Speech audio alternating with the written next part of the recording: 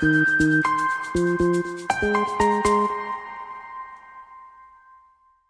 two. Point two. So this is the 5 ways to make 2017 your breakthrough year. Number 1 was know yourself. Number 2 is eliminate your own limits.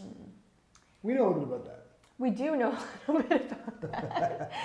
We're pretty good at that too. Before we dive in, because I don't ahead. know exactly where you were going to go with that. I think that, one of the things that I think we all need to kind of come to the honest truth with is that we all have limits. We do. And, we receive so many messages from people who ask us, do you have a bad day? Do you have difficult moments? And the answer is yes, of course, because we're human. But it doesn't matter where you're at in life. Maybe you are succeeding ultimately in business. Yep. Maybe limits for you exist in your relationship or Yes. exist in your health or exist somewhere. You can have one part of your life that's doing great.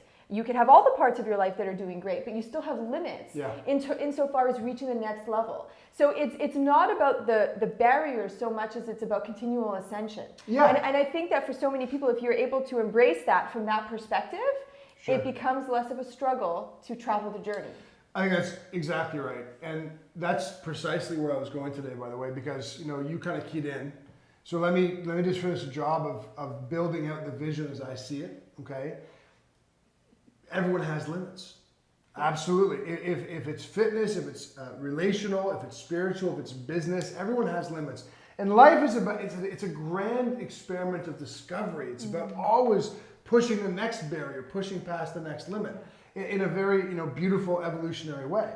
But I think one of the things that I want to say we do a great job with it without sounding hubris at all, is that we don't really buy into the nonsense of the over motivational world, which is just screaming at people that they can do it and that they are all powerful and all knowing and they have all the capacity, because that is it's a mile wide in terms of motivation, but it's a centimeter thin because it dies so quickly. Yeah, I agree. So what we have done, what I think is a remarkable job of, is helping people understand that there are forces and drivers in us that we don't recognize are there, specifically the unconscious mind. Yeah.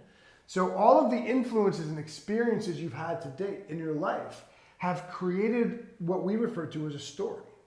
Story is perception. I mean, not to get too far into the science, but there's not a whole lot of absolute truth. There's your perception of the truth. Right. And that perception has been built by the influences and experiences you've had. So if you kind of look at it as this unconscious mind has this warehouse of stories, all of your perceptions, your belief systems, and your expectations are housed in the unconscious. And those 3 things are what drive the actions and habits and behaviors you take every single day. So how many entrepreneurs come to us saying, I've spent $40,000 in information products and coaching, and it's for naught. Nothing has happened. And yet the business coaches just keep telling me I'm lazy, I lack willpower, I have to work harder. So there's one. How many fitness participants have come to us and said, I've hired the trainers, I've hired the nutritionists, I've read the books, I work my ass off, but I'm not getting the results. I mean, how many? All of them. Yeah, how many couples? I've been to therapy, we've been to marital counseling. What most everyone is missing is that it's not willpower, it's not lazy, it's not working harder, it's not hustling more.